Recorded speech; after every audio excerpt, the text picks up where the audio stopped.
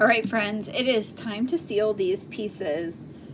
So I'm gonna save this for when we actually Mod Podge and we'll put our printable on, and then we'll seal it all at once. So we can just set this aside for now.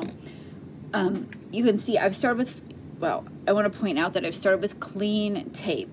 You do not want to seal on the tape that you sanded on, because you've got paint dust stuck to that tape and it's gonna stick into your finish. See all of that paint dust that went on there? You don't want that to be sealed in to your work, okay? So we're gonna start with a clean area. We're gonna start with our lightest colors first. You're gonna seal your white, then move to your yellow, and I have them grouped relatively well.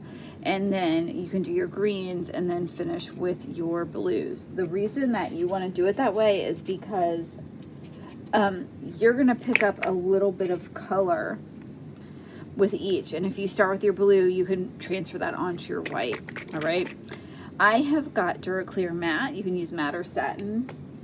I'm out of satin. I barely have any left, so I'm going to use matte. I love them both. Satin is a little shinier, which I don't know. I don't like it. I just like it. I like the satin. The matte also looks really good. It's not super matte.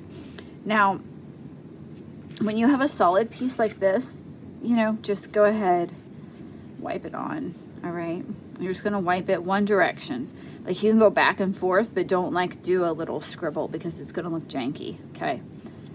One direction. And it's hard to see on the white, but you can kind of tilt it to the side to make sure that, look how pretty it is. I say this every time we seal, but this is like where the magic happens. Okay.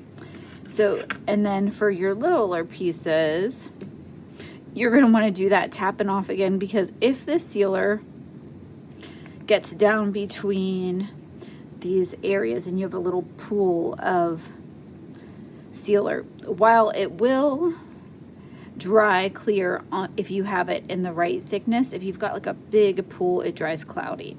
So anywhere where it's a little thick, you just want to clean it up, because you don't want like a big glob of sealer in the edge of your lemon slices, and then you've got to go back and cut it out with a knife or something, like a box knife. It's usually what I've done when I've done that. I mean, it's just not, it's not fun. So there's no need to do that. So just go ahead and seal your pieces just like this. Make sure you get them all covered. Let's talk about what it's going to do for you. Is it's going to really protect your work. You've spent all this time creating these beautiful pieces. I know some people use a spray sealer, which if you want to, more power to you. For these little pieces, if I was doing a big sign, the spray sealer is probably more effective. But for these little pieces and these tier trays with all of these little tiny nooks and crannies, you get one glop spray out the wrong way and you have to dig it out of here. I mean, it's just not the best way in my experience. You can still do it if that's your thing, but I personally, this does not take a lot of time. It dries quickly. And it looks really nice when you're done. So go ahead and seal all of your pieces, including your leaves and your blue pieces. And when you're done, come back and we will start assembling our tray.